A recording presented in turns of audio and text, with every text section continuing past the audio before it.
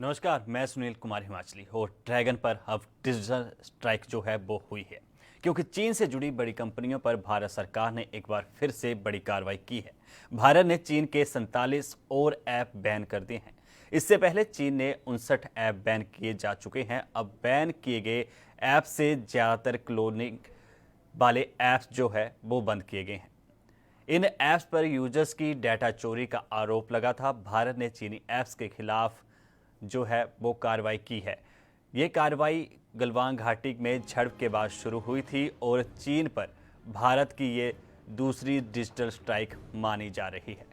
और जिस तरीके से एक एक करके चीन के खिलाफ भारत कदम उठा रहा है, ये सारी कार्रवाई जो है भारत चीन सीमा विवाद के बाद शुरू हुआ। गलवान घाटी का जिस तरह से मुद्दा बना और चीन ने जो है भारतीय ज़मीन पर अपना कब्जा आजमाने की कोशिश की, जिसके बाद उसे अब खामियाजा जो है वो दिन प्रतिदिन भुगतना पड़ रहा है।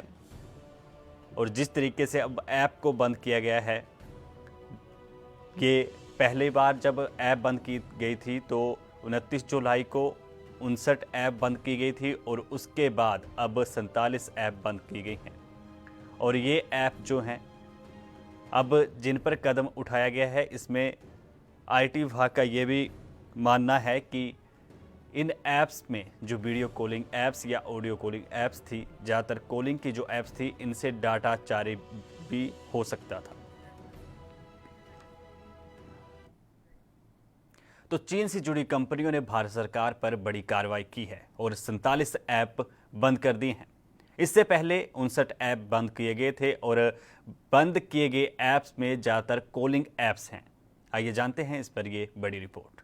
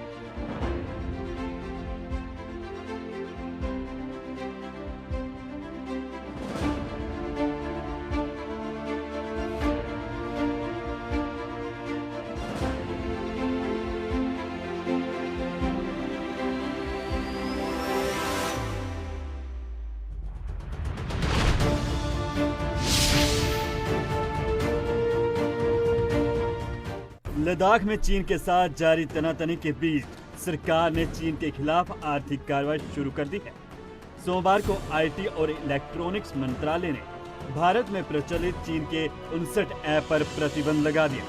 इनमें TikTok, hello, WeChat, UC news जैसे प्रमुख ऐप भी शामिल हैं। वहीं चीन से आयात पर लगाम के लिए भी मंथन शुरू हो गया है। औद्योगिक संगठनों ने रायशुमारी शुरू कर दी है कि कब और कैसे आयात पर रोक लगाई जा सकती है। चीन के ऐप को लेकर अंतर्राष्ट्रीय स्तर पर आशंका जताई जाती रही है। सोमवार को सरकार ने इसी मापदंड पर फैसला लिया कि चीन के ये 59 ऐप भारत की संप्रभुता, अखंडता और सुरक्षा को लेकर पूर्वाग्रह रखते हैं। आईटी एक्ट 69A के सेक्शन तहत फैसला।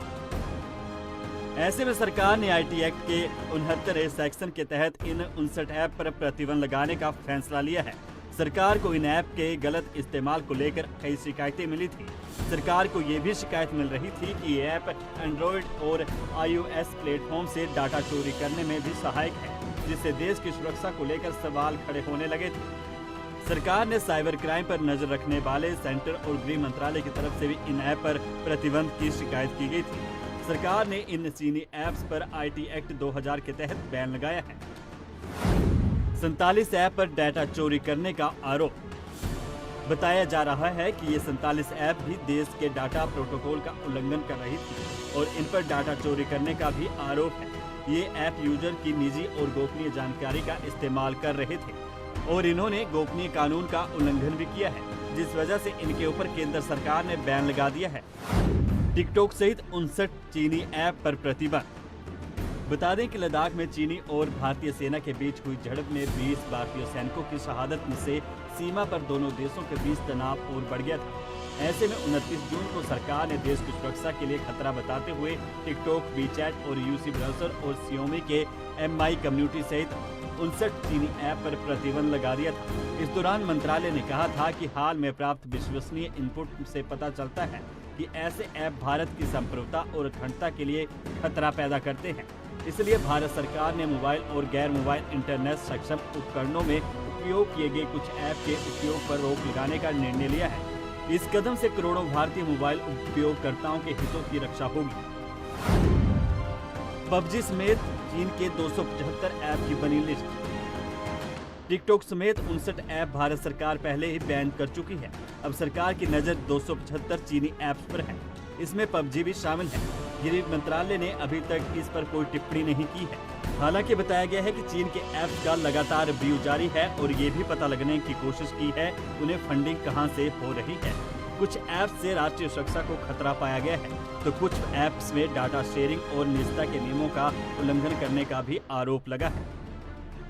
आपको बता दें कि लद्दाख की गलवान घाटी में 15 और 16 जून की रात चीनी सेना के साथ हुई हिंसक झड़प में भारत के 20 जवान शहीद हो गए थे। इसके बाद से ही चीन और उसके प्रोडक्ट समेत सभी ऐप्स को लेकर भारत के लोगों में गुस्सा था, जिसके बाद 29 जून को सरकार ने 59 चीनी ऐप को बैन किए थे। इसमें सबसे प्रमुख नाम टिकटॉक का था और उसके बाद अब सरकार ने कदम उठाते हुए डिजिटल स्ट्राइक चाइना पर करते हुए कई और ऐप्स को भी बंद कर दिया है। News desk report, NB news.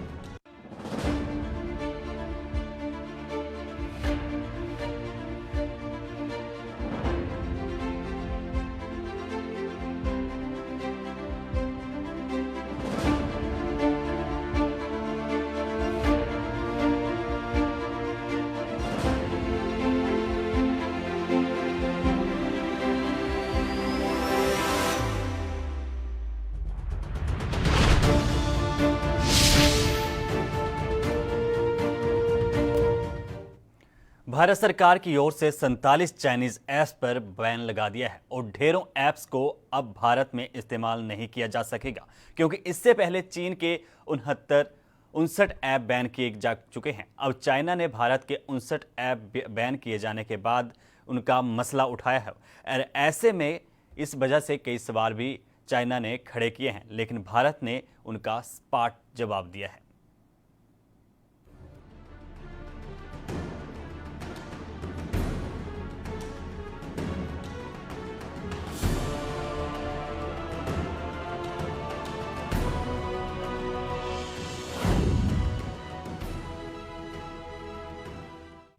Bharat सरकार की ओर से 59 चाइनीज ऐप पर बैन लगा दिया गया है और ढेरों ऐप्स को अब भारत में इस्तेमाल नहीं किया जा सकेगा। शॉपिंग से लेकर ऑनलाइन वीडियो देखने और चैटिंग करने के लिए आप ढेर सारे ऐप्स इस्तेमाल कर रहे होंगे। ऐसे में इनकी जगह आप भारत में बनाए गए ऐप्स इस्तेमाल करना चाहते हैं तो लगभग हर तरह के काम के लिए पॉपुलर इंडियन ऐप्स मौजूद हैं। लिहाजा अब बैन किए गए ऐप्स में ज्यादातर कॉलिंग वाले ऐप्स शामिल हैं। मतलब पहले से बैन ऐप के जैसे ऐप बनाकर उतार दिए गए थे। इन ऐप पर यूजर्स की डाटा चोरी का आरोप लगा है। वहीं डिप्लोमेटिक लेवल पर चीन के साथ की गई एक मीटिंग के दौरान चाइना ने भारत के 59 ऐप बैन किए जाने का मुद्दा उठाया और ऐसा करने की वजह को लेकर सवाल खड़े किए। भारत की ओर से इसके जवाब में साफ कर दिया गया कि ये कदम सुरक्षा संबंधी कारणों से उठाया गया है। भारत ने दिया सपाट जवाब। सामने आई जानकारी के मुताबिक भारत ने एक बार फिर दोहराया है कि देश के नागरिकों से जुड़ा डेटा देश के लिए महत्वपूर्ण है और इसकी सिक्योरिटी को लेकर समझौता नहीं किया जा सकता। चाइनीज ऐप बैन करने का फैसला राष्ट्रीय सुरक्षा से जुड़े संभावित खतरों के आधार पर बताते हुए लिया गया है। वहीं भारत सरकार की ओर से कहा गया है कि 29 जून को बैन किए गए ज्यादातर ऐप्स को इंटेलिजेंस एजेंसियां पहले भी रेड फ्लैग दे चुकी हैं। ऐप्स पर लग चुके थे आरोप। बैन किए गए ऐप्स पर कई बार यूजर्स का डाटा कलेक्ट करने और उसे देश के बाहर भेजने के आरोप लग चुके थे। सरकार की ओर से ये भी कहा गया कि देश की एकता और अखंडता के अलावा यूजर्स के डाटा की प्राइवेसी बनाए रखना भी जरूरी है। यही वजह है कि इंफॉर्मेशन टेक्नोलॉजी एक्ट के सेक्शन 69A के तहत ऐप्स पर बैन लगाया गया है। इसी सेक्शन में पब्लिक इंफॉर्मेशन का एक्सेस सुरक्षा के लिहाज से लो करने की शक्ति सरकार को मिलती है।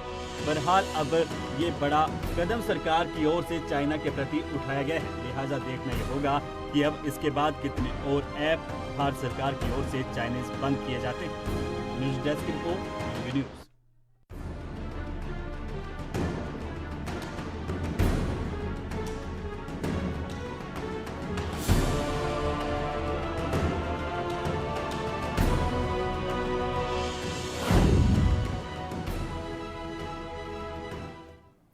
इसी बीच अब चीनी कंपनी अलीबाबा का मसला भी सामने आया है और मामला सीधा कोर्ट पहुंचा तो कोर्ट ने नोटिस जारी कर अब जवाब भी मांगा है। दरअसल चीन की अलीबाबा ग्रुप की कंपनी यूसी वेब के खिलाफ पूर्व एसोसिएट डायरेक्टर ने गुड़गांव कोर्ट में याचिका दायर की है। आरोप है कि वेबसाइट पर चलाई गई एक फेक न्यूज का विरोध किया तो कंपनी ने उन्हें नौकरी से निकाल दिया। याचिका पर संज्ञान लेते हुए सिविल जज जूनियर डिवीजन सोनिया स्कोकंद की कोर्ट ने अलीबाबा और फाउंडर जैक मा को नोटिस जारी किया है।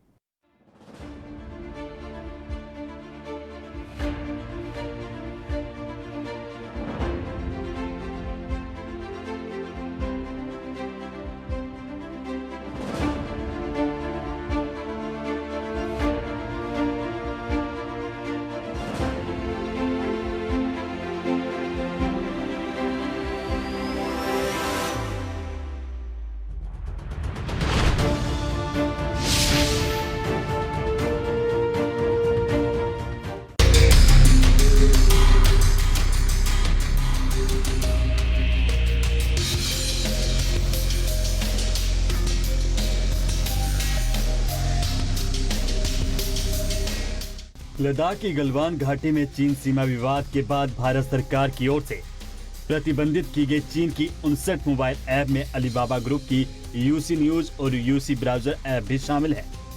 अलीबाबा ग्रुप की कंपनी यूसी वेब के गुड़गांव ऑफिस में जुलाई 2017 तक एसोसिएट डायरेक्टर के पद पर काम कर चुके पुष्पेंद्र सिंह परमार की ओर से उनके वकील अतुल अलावत ने एक याचिका दायर की है।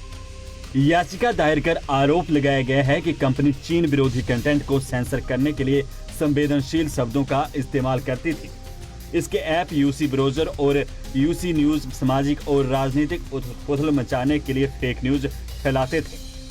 कोर्ट ने कुल 12 लोगों को समन जारी कर 29 जुलाई तक खुद या वकील के जरिए कोर्ट में पेश होने के निर्देश दिए हैं।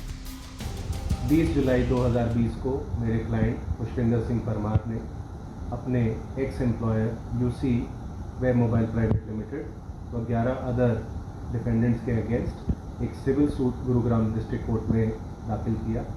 कोर्ट ने सुनवाई के बाद 29 जुलाई 2020 के लिए सारे डिफेंडेंट्स को समन किया, जिसमें से defendant number 1 UC web mobile private limited व उसके डायरेक्टर्स, जिसमें से कि 3 हिंदुस्तानी नागरिक हैं व 2 चीनी नागरिक हैं। उसके साथ ही साथ कोर्ट ने कंपनी की प्रमोटर कंपनी व holding company Alibaba group holding company के फॉर्मर चेयरमैन व फाउंडर श्री जैक मा को भी समन करके बुलवाया है। अब 29 तारीख को ये सारे डिफेंडेंट्स या तो खुद पेश हो सकते हैं या किसी वकील के जरिए कोर्ट में अपनी पेशी दर्ज करा सकते हैं व 30 दिन के अंदर अंदर इन सबको कोर्ट ने आदेश किया है कि वह अपना जवाब दावा भी दाखिल करें। इन 12 लोगों में से Alibaba group UC web mobile private limited founder Jack Ma, company के 2 चीनी और 2 भारतीय डायरेक्टर भी शामिल हैं। याचिकाकर्ता की ओर से दायर की गई 56 पेज की याचिका में आरोप लगाया गया है कि कंपनी ने अक्टूबर 2017 में उन्हें बगैर किसी नोटिस के निकाल दिया था। मेरे क्लाइंट कंपनी में एसोसिएट डायरेक्टर के पद पर मीडिया कंटेंट क्रिएटर व मीडिया कंटेंट हेड के रूप में भी काम करते थे। कंपनी की 2 ऐप यूसी न्यूज़ व यूसी ब्राउज़र जो कि 2016 में लॉन्च करी गई थी, वह अपने इस प्लेटफॉर्म के ज़रिए फ़र्ज़ी न्यूज़ चलाया करती थी। जब इस फ़र्ज़ी न्यूज़ का पता मेरे क्लाइंट को चला तो उन्होंने इसका विरोध किया व अपने सीनियर्स और चाइनीज़ ऑफिशियल्स को इसके बारे में ईमेल पर व चिट्ठी लिखी कि वे इस कार्य में उनका साथ नहीं देंगे और उनके रहते हुए इस तरह की फर्जी न्यूज़ यूसी न्यूज़ और यूसी ब्राउज़र पे नहीं दिखाई जा सकती है। मेरे क्लाइंट के विरोध करने पे कंपनी ने उन्हें बिना किसी नोटिस दिए 30 अक्टूबर 2017 को निकाल दिया। ये जो केस हमने गुरुग्राम डिस्ट्रिक्ट कोर्ट में डाला है वह इसी रॉन्गफुल टर्मिनेशन के अगेंस्ट है। पूर्व कर्मचारी का यह भी आरोप है कि साल 2017 के दौरान ऐप का एक गलत पोस्ट डाला गया था, जिसमें पोस्ट डालकर कहा गया था कि आज आधी रात से 2000 रुपए के नोटों पर प्रतिबंध लगाया जाएगा। 2018 के दौरान एक पोस्ट की हेडलाइन थी, अभी अभी भारत और पाकिस्तान के बीच युद्ध छिड़ गया है। लेकिन भारत ने ना ही 2000 रुपए के नोट पर प्रतिबंध लगाया और ना ही साल 2018 के दौरान भारत पाकिस्तान के बीच कोई युद्ध हुआ था। बहरहाल ऐसी बातों को लेकर अब पुष्पेंद्र सिंह परमार कोर्ट पहुंचे हैं और कोर्ट में उनके वकील की ओर से दायर की गई याचिका पर संज्ञान लेते हुए गुड़गांव कोर्ट ने अलीबाबा के को-फाउंडर को नोटिस जारी कर दिया है। बहरहाल अब देखना यह होगा कि कोर्ट में कंपनी उठ रहे सवालों पर क्या जवाब देती है। एएनबी न्यूज के लिए गुरुग्राम से आलोक उपाध्याय की रिपोर्ट।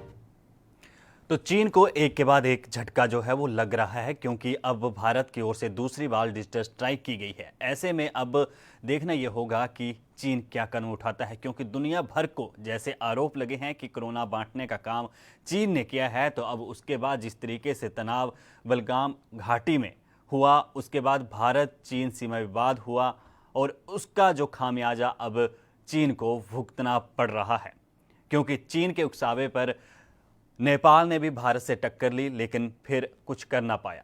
पाकिस्तान भी लगातार सीज फायर का उल्लंघन करता है और चीन से अपनी दोस्ती बखूबी निभाने की बात भी करता है। लेकिन चीन को भारत से अब झटके पे झटका जो है वो लग रहा है और जिस तरीके से सर्जिकल स्ट्राइक भारत की ओर से डिजिटल तरीके से की गई है चीन पर, उससे अब चीन की कहीं ना कहीं अर्थव्यवस्था पर भी असर पड़ेगा, क्योंकि बहुत से ऐप जिनकी अर्थव्यवस्था, जिन कंपनियों की अर्थव्यवस्था भारत पे डिपेंड करती थी, क्योंकि बहुत बड़ी मात्रा में बहुत बड़े उपभोक्ताओं के आंकड़ों के हिसाब को अगर देखा जाए तो टिकटॉक भी अरबों के हिसाब से यूज़ किया जाता था, लेकिन करोड़ों जिसके उपयोग करता थे अब वो इस्तेमाल नहीं कर रहे। और जिस तरीके से यूसी ब्राउज़र का इस्तेमाल किया जाता था और जिस तरीके से अब उस पर आरोप लगे हैं 2017 का जिस तरीके से केस सामने आया है, तो ऐसे में यूसी ब्राउज़र और अलीबाबा भी अब सवालों के कटघरे में खड़े होने वाले हैं। नोटिस जारी किया गया है, अब देखते हैं कि जैक मा और अलीबाबा क्या इस पर कदम उठाते हैं, क्योंकि यूसी ब्राउज़र जो यूसी न्यूज़ कंपनी है उनको भी नोटिस भेजा गया है। उनके 2 कर्मचारियों को, जो कि 2 चीनी और 2 भारतीय हैं, उनसे भी सवाल पूछे जाएंगे जो कोर्ट में जिनसे जवाबदेही की गई है।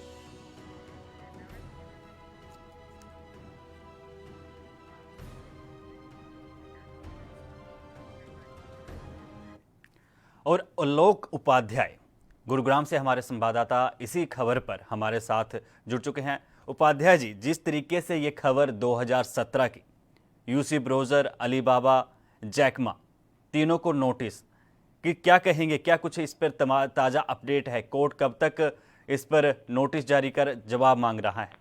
जी, बिल्कुल देखिए, हालाँकि जो गुरुग्राम जिला न्यायालय ने नोटिस जारी किया है, जी। अलीबाबा की जो कंपनी है चाइनीज़, उसके खिलाफ नोटिस जारी कर दिया गया है और जी। इस पर ये आरोप है, जो शिकायत करता है उन्होंने इसके ऊपर आरोप लगाया कि इस कंपनी ने 2017 हो या 2018 दोनों टाइम इन्होंने कुछ ऐसे न्यूज़ें अपने जो वेबसाइट पे पोस्ट किया था जो भारतीय विरोधी था, यानी भारत के खिलाफ जिस तरह से हिंसा को बढ़ावा देना था। तो इस कंपनी जो एक वेबसाइट चलाती थी कंपनी, इस कंपनी ने कई ऐसे उल्लंघन किया है जिसके जो संज्ञान में आने के बाद जो इसके शिकायत करता है, उन्होंने गुरुग्राम जिला न्यायालय का दरवाजा खटखटाया है, जिसके बाद गुरुग्राम जिला न्यायालय की तरफ से इनको नोटिस भेजा गया। साथ में ये भी कहा गया है कोर्ट की तरफ से कि आप या आपकी कंपनी, अलीबाबा की जो कंपनी है, उनके तरफ से कोई भी 29 तारीख, यानी 29 तारीख की डेट दी गई है कि जो शिकायत करता है, उन्होंने जो नोटिस भेजा उसमें साफ तौर पे ये लिखा गया कि 29 तारीख को इस कंपनी की तरफ से कोई ना कोई कोर्ट को गवाही देनी पड़ेगी। जी जी।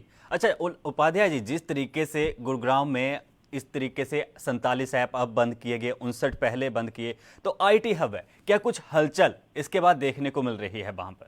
देखिए, गुरुग्राम कहीं ना कहीं आईटी हब है, बिल्कुल जैसे आपने कहा कि गुरुग्राम आईटी हब है, तो उसको लेकर पहले भी जिस तरह से मोदी सरकार ने जो चाइनीज ऐप है उनको बंद कर दिया था, उसके बाद ये ऐप भी, देखिए एक बात और साफ कर दूं कि जो ये ऐप है अलीबाबा का ऐप, ये भी उसी जो ऐप में शामिल है। तो हालांकि उस टाइम ये ऐप बंद कर दिया गया था, लेकिन इसी ऐप में जो मैनेजर लेवल पे काम कर रहे थे अधिकारी, उन्होंने आरोप लगाया कि जब वो 2016 में उनको बगैर नोटिस दिए चाइनीज कंपनी ने उनको निकाल दिया था, उसके बाद 2017 या 18 में जब उन्होंने ऐप पर देखा तो जो भारत विरोधी है नारे वो उस पे जो चिपकाए गए थे। इसके अलावा भी जिस तरह से भारत पाकिस्तान की बात की जाए कि 2018 में इस ऐप ने दिखा दिया था कि भारत पाकिस्तान का युद्ध होने वाला है, हालांकि उस टाइम कोई युद्ध नहीं था। तो इस ऐप ने ऐसे कई जो भड़काऊ बयान थे वो इन्होंने पोस्ट किया था, तो कहीं ना कहीं कोर्ट ने हालांकि इनसे जवाब मांगा है और ये 29 तारीख जो पहली डेट है वो दी गई है। जी। अच्छा उपाध्याय जी, जिस तरीके से पहले ऐप्स बंद हुई, जिस तरीके से ये मामला सामने आया और जिस तरीके से उन्होंने याचिका में ये भी कहा है कि जो भड़काऊ पोस्टें, मतलब कि देश विरोधी पोस्टें कि भारत पाकिस्तान का युद्ध होने वाला, इस तरीके की एक हेडलाइन चलाई गई, तो इस तरीके की जब खबरें निकलकर सामने आती हैं तो आपको क्या लगता है कि आज तक जो बातें फेक न्यूज़ की कही जाती थी तो उसमें चाइना का हाथ रहा होगा? क्योंकि ज़्यादातर तो सोशल न्यूज़ या सोशल मीडिया ऐप्स चीन की ही रही हैं। जी बिल्कुल, देखिए जिस तरह से पहले भी हालांकि इसका विरोध हुआ था कि चाइनीज जो भी कंपनियां थी, चाहे वो ऐप चला रही थी या चाइनीज जो भी वेबसाइट थे, उन पर सरासर ये आरोप लगाया गया था जितनी भी वेबसाइट वो कहीं ना कहीं फेक न्यूज चलाती है। उसको लेकर हालांकि कई बार आरोप भी लगाए गए थे, जिसको लेकर प्रधानमंत्री नरेंद्र मोदी ने, केंद्र सरकार ने जो इन सभी ऐपों को बैन कर दिया था, क्योंकि जिस तरह से जब ये विवाद बढ़ा था भारत और चाइना का, उसको लेकर इन जो ऐप है इन पर प्रतिबंध लगा दिया गया था। उसी बीच जब ये मामला सामने आ रहा है कि जो ये ऐप है अलीबाबा का, जो ये कंपनी बताई जा रही है, उस कंपनी ने भी उस टाइम कुछ भड़काऊ पोस्ट किए थे, तो कहीं ना कहीं जो जितने भी ऐप बंद हुए हैं उन पे भी कहीं ना कहीं जांच बैठ सकती है, क्योंकि उन ऐप ने कितना भड़काऊ पोस्ट किया है, भारत विरोधी जो पोस्ट है वो उन्होंने जो टिप्पणी की, अभद्र टिप्पणी की हुई है, ताकि जिस तरह से भारत में हिंसा फैले। तो ऐसे लेकर जितने भी तमाम जो चाइनीज ऐप बैन किए गए हैं उन पर भी कहीं ना कहीं कार्रवाई की जा सकती है, या जो नए मामले हैं वो कहीं ना कहीं उजागर हो सकते हैं। जी। अच्छा उपाध्याय जी, आप लगातार जो आईटी के माहिर हैं उनके संपर्क में भी आप लगातार हैं, उनसे भी बातचीत आप करते रहते हैं, तो उनका क्या मानना है कि किस तरीके से, जिस तरीके से बात कही जा रही है कि इससे जो है वो डाटा लीक हो सकता है, जो आईपी एड्रेस होते हैं फ़ोन के, या जिस तरीके से हम लोग ऐप का इस्तेमाल करते हैं जब उस पर अकाउंट बनाते हैं, तो कितना की अंदेशा है इस बात का? माहिर जो है कितना अंदेशा जता रहे हैं कि एक उपभोक्ता का जो है वो डाटा लीक होने के चांसेस हैं? जी बिल्कुल, देखिए जिस तरह से आईटी एक्सपर्ट है उनसे भी हमारी लगातार बातचीत हो रही है, तो उनका साफ तौर पर यही कहना है आईटी एक्सपर्ट का कि कहीं ना कहीं जो जितनी भी चीन कंपनियां थी वो भारतीय जो नागरिक थे उनका कहीं ना कहीं डाटा है, वो जो डाटा है उसको लीक कर सकती थी। तो हालांकि पहले भी देखिए इस तरह के आरोप लग चुके थे, क्योंकि जिस तरह से जब ये 49 जो चाइनीज ऐप बैन किए गए थे, भारत में जो बैन किया गया है, उस टाइम भी आरोप लगे थे कि इनमें से कुछ कंपनियां हैं जो भारतीय नागरिकों का डाटा चोरी करती है। तो ये भी कहीं इस बात से भी नकारा नहीं जा सकता कि जो ऐप है अलीबाबा का, इस ऐप ने भी क्या पता कुछ भारतीय नागरिकों का डाटा लीक किया हो, या फिर जो यहाँ के जो डॉक्यूमेंट्स थे, जो भारतीय नागरिकों को डॉक्यूमेंट्स थे, वो कहीं ना कहीं जो चीनी गवर्नमेंट है उनको ये लोग बता रहे थे। तो इस पे अंदाजा लगाया जा सकता है। हालांकि जो IT एक्सपर्ट है उनका भी साफ तौर पर यही कहना है कि कहीं ना कहीं ये हो सकता है। हालांकि ये हो सकता है कि भारतीय नागरिकों ने, जो लोग इस ऐप से जुड़े हुए थे, उनका शायद कहीं ना कहीं डाटा जो भारत से चीन जा रहा था। ये हालांकि ये जांच का विषय है। जिस तरह से नोटिस भेजा गया है, जो गुरुग्राम कोर्ट है उन्होंने नोटिस भेजा है, हालांकि कंपनी की तरफ से भी इस बाबत जवाब दिया जाएगा। उसके बाद ही साफ हो पाएगा जांच के बाद ही कि क्या जो ये आरोप लग रहे हैं इस ऐप के, इस जो चाइनीज कंपनी के ऊपर, इन आरोपों में कितनी सच्चाई है। जी चलो उपाध्याय जी, बहुत बहुत धन्यवाद हमारे साथ जानकारी साझा करने के लिए। तो हमारे साथ अभी अरविंद जयतिलक, राजनीतिक विश्लेषक, भी हमारे साथ फोन लाइन पर जुड़ चुके हैं। जयतिलक साहब, बहुत बहुत स्वागत है NB न्यूज पर। जी धन्यवाद। अच्छा, जिस तरीके से ऐप बैन किए गए हैं, ड्रैगन पर डिजिटल स्ट्राइक दूसरी बार की गई है और अब चीन जो है वो सवाल उठा रहा है, लेकिन भारत सपाट जवाब दे रहा है। किस तरीके से देखते हैं इस मसले को आप? देखिए, किसी भी राष्ट्र के लिए सुरक्षा सर्वप्रथम शीर्ष प्राथमिकता में होती है। जी, आज का दौर तकनीक का दौर है और ये छिपा नहीं के पास तकनीकी है और उस क्षमता में वजह उसे महारत हासिल है। आमतौर पर तकनीकी का जो है इस्तेमाल जो है सही तरीके से किया जाता है, राष्ट्र के कल्याण के लिए किया जाता है। लेकिन चीन जो है उस तकनीकी का इस्तेमाल दूसरे देशों के जो डाटा है, जो सुरक्षा संबंधी उसके आवश्यक तत्व हैं, किसी न किसी रूप में उसको अपहृत करने की कोशिश करता है और अपने पक्ष में उसका इस्तेमाल करता है। केवल भारत ही नहीं, दुनिया भर के जितने भी देश हैं, अब कहीं ना कहीं उनको जो आशंका उभर कर सामने आ रही है कि चीन के द्वारा उनका डाटा चुराया जा रहा है और इसका सबसे बड़ा जरिया एप्स है। तो स्वाभाविक रूप से अब भारत सरकार ने कदम उठाया है और महत्वपूर्ण बात यह है कि यूरोप के तमाम देशों में भी इस तरह की आवाजें उठने लगी है। और अभी आपने देखा कि किस तरह से अमेरिका के एक शहर में ह्यूस्टन में जो है वहाँ पे जासूसी के आरोप में वहाँ का दूतावास को बंद करना पड़ा। तो यह स्वाभाविक रूप से चीन की जो एक नीति बन चुकी है तकनीकी के माध्यम से। आपने देखा कि किस तरह से साइबर हमलावर जो वहाँ के हैं, किस तरह से दुनिया के देशों के ऊपर साइबर अटैक किए और किस तरह से डाटा चुराए। यहाँ तक कि अमेरिका के राष्ट्रपति का भारत के तमाम जो संस्थाएं वह भी उसके आगोश में आ चुकी थी। तो इस संदर्भ में अगर भारत जो है एप्स के जरिए जो सुरक्षा तकनीकी और डाटा को जो चोरी की जा रही थी, अगर उसको प्रतिबंध लगाता है तो भारत को ये अपना हक है। चीन तो रोना रोएगा ही, क्योंकि उसको जो है आर्थिक नुकसान हो रहा है, उसकी आर्थिक कमर जो है दिन प्रतिदिन टूटती जा रही है। और आप देखिए, महत्वपूर्ण बात है कि जब भारत ने एप्स को जो बंद किया तो दुनिया भर में इसका वेलकम हुआ, स्वागत हुआ। तो और आने वाले दिनों में आप देखिएगा कि तमाम देश जो है जो चीन के जो एप्स हैं उसको किनारा करेंगे, बंद करेंगे, उसका इस्तेमाल करना अपने देश के लोगों के लिए प्रतिबंधित करेंगे। तो ये भारत को अधिकार है, चीन उसके लिए चाहे जो कुछ भी रियाए या दुनिया के और देशों से अपील करे, उसका कोई मूल्य और महत्व नहीं है। चलिए जयतिलक साहब, आपका बहुत बहुत धन्यवाद हमारे साथ जानकारी और हमारे सवाल का जवाब देने के लिए। तो जिस तरीके से अब ड्रैगन पर डिजिटल स्ट्राइक हुई है, तो उससे अब देखते हैं कि ड्रैगन किस रोज क्या रुख करता है और उसका दोस्त, उसका हमदम पाकिस्तान और नेपाल उसका क्या साथ देखता है। फिलहाल NB न्यूज़ पर यूं ही लगातार जो है खबरों का सिलसिला जारी है। मुझे यानी सुनील कुमार हिमाचली को अभी दीजिए इजाजत। धन्यवाद।